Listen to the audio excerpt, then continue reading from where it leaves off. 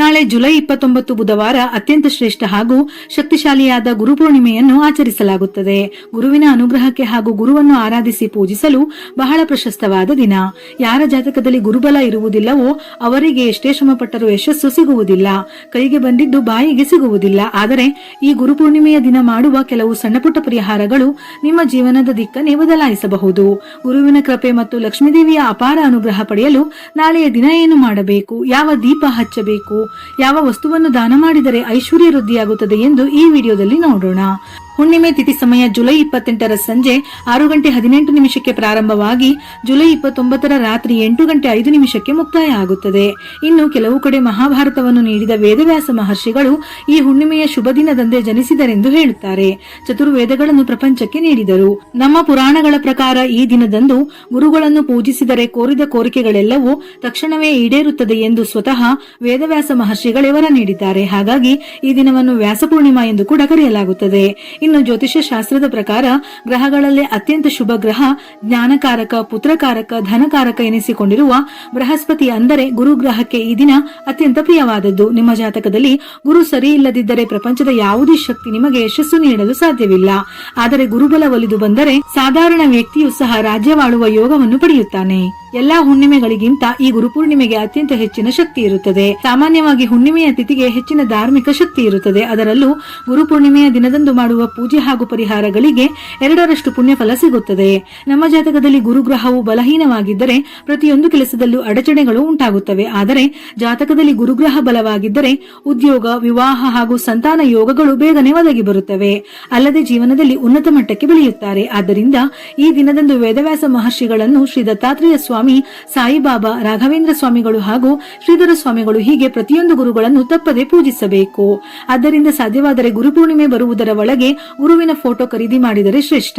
ಈ ಗುರುಪೂರ್ಣಿಮೆಯ ದಿನದಂದು ಗುರುವನ್ನು ಪೂಜಿಸುವವರು ಕಡಲೆಕಾಳನ್ನು ನೆನೆಸಿ ಹಳದಿ ದಾರದಿಂದ 108 ಕಡಲೆಕಾಳುಗಳನ್ನು ಮಾಲೆಯಂತೆ ಪೊಣಿಸಿ ಗುರುವಿನ ಫೋಟೋ ಅಥವಾ ವಿಗ್ರಹಕ್ಕೆ ಹಾಕಿ ಪೂಜೆ ಮಾಡಿ. ಕಡಲೆಕಾಳು ಗುರುಗ್ರಹಕ್ಕೆ ಅತ್ಯಂತ ಪ್ರಿಯವಾದದ್ದು. ಇದರಿಂದ ನಿಮ್ಮ ಜಾತಕದಲ್ಲಿರುವ ಅತಿಯಾದ ಗುರುದೋಷಗಳು ಹಾಗೂ ಅಡಚಣೆಗಳು ನಿವಾರಣೆಯಾಗಿ ಉದ್ಯೋಗದಲ್ಲಿ ಪ್ರಗತಿ ಸಿಗುತ್ತದೆ. ಬರಬೇಕಾದ ಹಣ ಕೈ ಸೇರುವುದು, ಬಯಸಿದ ಕೋರಿಕೆಗಳು ಈಡೇರುವುದು, ಸಂತಾನ ಪ್ರಾಪ್ತಿ ಹಾಗೂ ಮದುವೆಯಾಗದವರಿಗೆ ಶೀಘ್ರ ವಿವಾಹ ನಡೆಯುತ್ತದೆ. ಅಲ್ಲದೆ ಪೂಜೆಯಲ್ಲಿ ನೈವೇದ್ಯವಾಗಿ ಕೆಲವು ಕಡಲೆಕಾಳುಗಳು ಹಾಗೂ ಹಾಲಿನಿಂದ ಮಾಡಿದ ಸಿಹಿ ಪದಾರ್ಥಗಳನ್ನು ಅರ್ಪಿಸಬೇಕು. ಗುರುಪೂರ್ಣಿಮೆಯ ದಿನದಂದು ಮನೆಯಲ್ಲಿ ದೀಪಾರಾಧನೆ ಮಾಡುವಾಗ ಹಳದಿ ಬಣ್ಣದ ಬತ್ತಿಗಳಿಂದ ದೀಪ ಬೆಳಗಿಸಬೇಕು. ಅರಿಶಿನದ ನೀರಿನಲ್ಲಿ ಬತ್ತಿಗಳನ್ನು ನೆನೆಸಿ ಆ ಬತ್ತಿಗಳನ್ನು ತೇವವಿಲ್ಲದಂತೆ ಒಣಗಿಸಿ ದೀಪ ಹಚ್ಚಿದರೆ ಒಳ್ಳೆಯದು, ಅತ್ಯಂತ ಶ್ರೇಷ್ಠ. ನಿಮ್ಮ ಮನೆಯಲ್ಲಿ ಸಣ್ಣ ಮಕ್ಕಳಿದ್ದರೆ ಈ ಹುಣ್ಣಿಮೆಯ ದಿನದಂದು ಅವರಿಗೆ ಗಂಧದ ತಿಲಕವನ್ನು ಇಡಿ. ಇದರಿಂದ ಜ್ಞಾಪಕ ಶಕ್ತಿ ಹೆಚ್ಚಾಗುತ್ತದೆ, ಓದಿನಲ್ಲಿ ಮುಂದುವರಿಯುತ್ತಾರೆ. ಈ ಹುಣ್ಣಿಮೆಯ ದಿನದಂದು ತಪ್ಪದೆ ನಿಮ್ಮ ಹತ್ತಿರದಲ್ಲಿರುವ ದಕ್ಷಿಣಾಮೂರ್ತಿ ದೇವಾಲಯಕ್ಕೆ ಹೋಗಿ ಅಥವಾ ಯಾವುದಾದರೂ ಗುರುವಿಗೆ ಸಂಬಂಧಪಟ್ಟ ದೇವಾಲಯಕ್ಕೆ ಹೋಗಿ ಹೋಮ ಹವನಗಳನ್ನು ಮಾಡುತ್ತಿದ್ದರೆ ಹೋಮಕ್ಕೆ ತೆಂಗಿನಕಾಯಿಯನ್ನು ತಪ್ಪದೇ ಅರ್ಪಿಸಿ. ಸಕಲ ಪಾಪಗಳು ನಿವಾರಣೆಯಾಗಿ ಅಷ್ಟೈಶ್ವರ್ಯಗಳು ಪ್ರಾಪ್ತಿಯಾಗುತ್ತವೆ. ಇನ್ನು ಈ ದಿನ ಹಳದಿ ಬಣ್ಣದ ವಸ್ತ್ರಗಳನ್ನು ಧರಿಸಬೇಕು. ಅಲ್ಲದೆ ಹಳದಿ ಬಣ್ಣದ ಪುಷ್ಪಗಳಿಂದಲೇ ಪೂಜಿಸಬೇಕು. ಇನ್ನು ಯಾರಾದರೂ ವಿಪರೀತ ಸಾಲದ ಬಾಧೆಯಿಂದ ಬಳಲುತ್ತಿದ್ದಾರೋ ಅಂತವರು ಈ ಗುರುಪೂರ್ಣಿಮೆಯ ದಿನದಂದು 5 ಅರಿಶಿನ ಕೊಂಬುಗಳನ್ನು ತಂದು ನಿಮ್ಮ ದೇವರ ಮನೆಯಲ್ಲಿಟ್ಟುಕೊಳ್ಳಿ. ಪೂಜೆ ಮುಗಿದ ನಂತರ ಈ ಅರಿಶಿನ ಕೊಂಬುಗಳನ್ನು ತೆಗೆದು ನಿಮ್ಮ ಲಾಕರ್ನಲ್ಲಿ ಇಡಬೇಕು. ಈ ಹುಣ್ಣಿಮೆಯ ದಿನದಂದು ಪ್ರತಿಯೊಬ್ಬರು ಗುರುಗಳ ಆಶೀರ್ವಾದವನ್ನು ಪಡೆಯಬೇಕು. ಹಾಗಾಗಿ ದೇವಾಲಯದಲ್ಲಿರುವ ಅರ್ಚಕರಿಗೆ ದಕ್ಷಿಣೆ ತಾಂಬೂಲ ನೀಡಿ ಅವರ ಪಾದಗಳಿಗೆ ನಮಸ್ಕರಿಸಿ. ಅಲ್ಲದೆ ಬ್ರಾಹ್ಮಣರಿಗೆ ಹಳದಿ ಬಣ್ಣದ ವಸ್ತ್ರಗಳನ್ನು ದಾನ ಮಾಡಿದರೆ ಅಖಂಡ ರಾಜಯೋಗ ಉಂಟಾಗುತ್ತದೆ. ಈ ಗುರುಪೂರ್ಣಿಮೆಯ ದಿನ ಬ್ರಾಹ್ಮಣರ ಆಶೀರ್ವಾದ ಪಡೆದರೆ ತುಂಬಾ ಶ್ರೇಷ್ಠ. ಅಲ್ಲದೆ ಈ ಹುಣ್ಣಿಮೆಯ ದಿನ ಗುರು ದೇವಾಲಯಕ್ಕೆ ಹೋಗುವವರು ಕಡಲೆಕಾಳಿನ ಮಾಲೆಯನ್ನು ತೆಗೆದುಕೊಂಡು ಹೋಗಿ ಅರ್ಪಿಸಿದರೆ ಅತ್ಯಂತ ಶುಭಕರ. ಇನ್ನು ಸಾಮಾನ್ಯ ದಿನಗಳಲ್ಲಿ ಗೋವಿನ ಪೂಜೆ ಮಾಡಿದರೆ ನಮಗೆ ಒಳಿತಾಗುತ್ತದೆ. ಅದರಲ್ಲೂ ಈ ಗುರುಪೂರ್ಣಿಮೆಯ ದಿನದಂದು ಹಸುವಿಗೆ ಕಡಲೆಕಾಳು ಹಾಗೂ ಬೆಲ್ಲವನ್ನು ಆಹಾರವಾಗಿ ನೀಡಿ ನಮಸ್ಕರಿಸಿದರೆ ಎಂಥದೇ ಕೋರಿಕೆ ಇದ್ದರೂ ತಕ್ಷಣವೇ ಈಡೇರುತ್ತದೆ, ಕುಬೇರ ಯೋಗ ಒದಗಿ ಬರುತ್ತದೆ. ಅಲ್ಲದೆ ಈ ಗುರುಪೂರ್ಣಿಮೆಯ ದಿನ ಬೇರೆ ಏನೂ ಮಾಡಲು ಸಾಧ್ಯವಾಗದಿದ್ದರೂ ನಿಮ್ಮ ಮನೆಯಲ್ಲಿರುವ ಹೆತ್ತವರ, ಅತ್ತೆ ಮಾವಂದಿರ ಪಾದಗಳಿಗೆ ನಮಸ್ಕರಿಸಿ ಆಶೀರ್ವಾದ ಪಡೆದುಕೊಳ್ಳಿ. ಇದರಿಂದ ಆಯುರಾರೋಗ್ಯ ಹಾಗೂ ದೀರ್ಘ ಸೌಭಾಗ್ಯ ಲಭಿಸುತ್ತದೆ.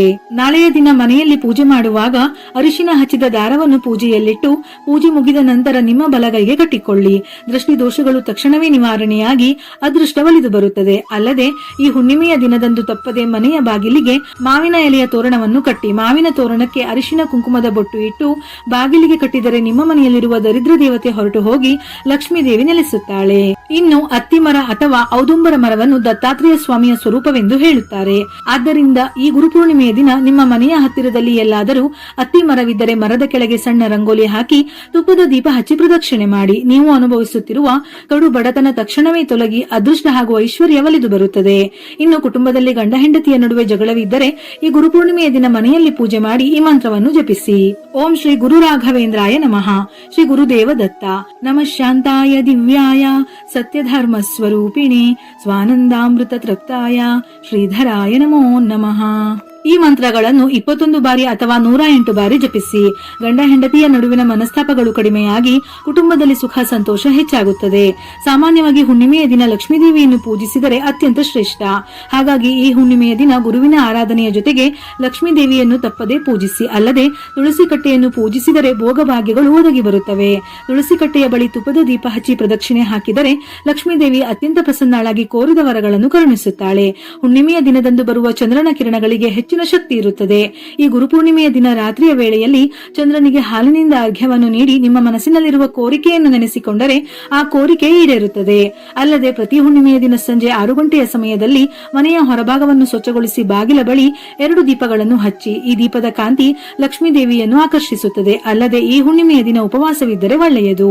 ನಿಮ್ಮ ಮನೆಗೆ ವಾಸ್ತುದೋಷವಿದ್ದರೆ ಈ ಗುರುಪೂರ್ಣಿಮೆಯ ದಿನ ಮನೆಯ ಈಶಾನ್ಯ ಮೂಲೆಯಲ್ಲಿ ಕಲ್ಲು ಉಪ್ಪನ್ನು ಇಡಿ. ಮನೆಯಲ್ಲಿರುವ ವಾಸ್ತುದೋಷಗಳು ನಿವಾರಣೆಯಾಗುತ್ತದೆ.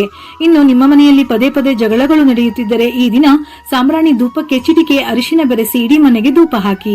ಮನೆಯಲ್ಲಿ ಪ್ರಶಾಂತತೆ ನೆಲೆಸುತ್ತದೆ. ಈ ದಿನದಂದು ಮಾಡುವ ದಾನಗಳಿಗೆ 2ರಷ್ಟು ಪುಣ್ಯ ಫಲ ಲಭಿಸುತ್ತದೆ. ಮುಖ್ಯವಾಗಿ ಬಡವರಿಗೆ ಅನ್ನದಾನ ಮಾಡಿದರೆ ಇನ್ನೂ ಶ್ರೇಷ್ಠ. ಈ ಹುಣ್ಣಿಮೆಯ ದಿನ ಕನಿಷ್ಠ 5 ಬಡವರಿಗೆ ಆಹಾರ ದಾನ ಮಾಡಿದರೆ ಜನ್ಮ ಜನ್ಮಾಂತರದ ಪಾಪಗಳು ನಾಶವಾಗಿ ಕೋಟಿ ಜನ್ಮಗಳ ಪುಣ್ಯ ಫಲ ಸಿಗುತ್ತದೆ. ಕೋರ್ಟ್ ಕೇಸ್, ವ್ಯಾಜ್ಯಗಳು ಅಥವಾ ದಾವೆಗಳಿಂದ ಬಳಲುತ್ತಿರುವವರು ಮಸೂರ್ ದಾಲ್ ಮತ್ತು ಬೆಲ್ಲವನ್ನು ದಾನ ಮಾಡಿ. ಅಲ್ಲದೆ ವ್ಯಾಪಾರ ಮಾಡುವವರು ಈ ಗುರುಪೂರ್ಣಿಮೆಯ ದಿನ ಅರಿಶಿನ ಕೊಂಬುಗಳನ್ನು ನಿಮ್ಮ ಗಲ್ಲಾಪೆಟ್ಟಿಗೆಯಲ್ಲಿ ಇಟ್ಟರೆ ವ್ಯಾಪಾರದಲ್ಲಿ ಲಾಭ ಹೆಚ್ಚಾಗುತ್ತದೆ. ಉದ್ಯೋಗಸ್ಥರು ನಿಮ್ಮ ಪರ್ಸಲ್ಲಿ ಅರಿಶಿನ ಹಚ್ಚಿದ ಅಕ್ಷತೆಯನ್ನು ಇಟ್ಟುಕೊಳ್ಳಿ. ಅನಗತ್ಯ ಖರ್ಚುಗಳು ಕಡಿಮೆಯಾಗಿ ಆದಾಯ ಹೆಚ್ಚಾಗುತ್ತದೆ. ಇನ್ನು ನಾಳೆ ದೇವಸ್ಥಾನದಲ್ಲಿ ಅಥವಾ ಮನೆಯ ದೇವರ ಕೋಣೆಯಲ್ಲಿ ಹಸುವಿನ ತುಪ್ಪದ ದೀಪವನ್ನು ಹಚ್ಚಿ ಅದಕ್ಕೆ ಸ್ವಲ್ಪ ಅರಿಶಿನ ಮತ್ತು ಏಲಕ್ಕಿ ಹಾಕಿದರೆ ಗುರುಗ್ರಹ ಹಾಗೂ ಶುಕ್ರಗ್ರಹದ ಬಲ ಹೆಚ್ಚುತ್ತದೆ. ಮನೆಯ ಹೊಸ್ತಿಲ ಬಳಿ ಹಾಗೂ ತುಳಸಿ ಕಟ್ಟೆಯ ಬಳಿ ಸಾಸಿವೆ ಎಣ್ಣೆ ಅಥವಾ ತುಪ್ಪದ ದೀಪ ಹಚ್ಚಿ 2 ಲವಂಗವನ್ನು ದೀಪಕ್ಕೆ ಸೇರಿಸಿ ಬೆಳಗಿದರೆ ಧನ ಆಕರ್ಷಣೆ ಆಗುತ್ತದೆ. ಇನ್ನು ನಾಳೆಯ ದಿನ ಮಾಡುವ ದಾನವು 100 ಪಟ್ಟು ಪುಣ್ಯವನ್ನು ತಂದುಕೊಡುತ್ತದೆ. ಅನ್ನದಾನ ಮಾಡಿದರೆ ಅಕ್ಷಯ ಪುಣ್ಯ ಮತ್ತು ಸಮೃದ್ಧಿ. ಹಳದಿ ಬಟ್ಟೆ ದಾನ ಮಾಡಿದರೆ ಗುರುಗ್ರಹದ ಅನುಗ್ರಹ. ಅಕ್ಕಿ ದಾನ ಮಾಡಿದರೆ ಲಕ್ಷ್ಮೀ ಕೃಪೆ. ತುಪ್ಪದ ದಾನ ಮಾಡಿದರೆ ಆರೋಗ್ಯ ಮತ್ತು ಶಾಂತಿ. ಪುಸ್ತಕ ಪೆನ್ನು ದಾನ ಮಾಡಿದರೆ ಜ್ಞಾನ ಮತ್ತು ವಿದ್ಯಾವೃದ್ಧಿ. ಬಾಳೆಹಣ್ಣು ದಾನ ಮಾಡಿದರೆ ಗುರುದೋಷ ಶಮನ. ವ್ಯಾಸ ಮಹರ್ಷಿಗಳು ವರ ನೀಡಿದಂತೆಯೇ ಪುರಾಣದ ಕಾಲದಿಂದಲೂ ಅನೇಕ ಭಕ್ತರು ಗುರುವನ್ನು ಈ ದಿನ ಪೂಜಿಸಿ ಎಷ್ಟೋ ವರಗಳನ್ನು ಪಡೆದುಕೊಂಡಿದ್ದಾರಂತೆ. ಈ ದಿನದಂದು ನೀವು ಕೂಡ ಗುರುವನ್ನು ಪೂಜಿಸಿದರೆ ನಿಮ್ಮ ಕಷ್ಟಗಳೆಲ್ಲವೂ ತಕ್ಷಣವೇ ನಿವಾರಣೆಯಾಗಿ ಬಯಸಿದ ಕೋರಿಕೆಗಳೆಲ್ಲವೂ ಬೇಗನೆ ಈಡೇರುತ್ತದೆ. ಇದರಿಂದ ಜಾತಕದಲ್ಲಿ ಗುರುಬಲ ಹೆಚ್ಚಾಗುತ್ತದೆ. ವಿಡಿಯೋ ಇಷ್ಟ ಆಗಿದ್ದಲ್ಲಿ ಮರೆಯದೆ ಲೈಕ್ ಕೊಟ್ಟು ನಿಮ್ಮವರಿಗೆ ಶೇರ್ ಮಾಡಿ. ಇದೇ ರೀತಿಯ ಮನಮುಟ್ಟುವ ಉಪಯುಕ್ತ ಮಾಹಿತಿಗಳಿಗಾಗಿ ಮತ್ತೆ ಭೇಟಿಯಾಗೋಣ.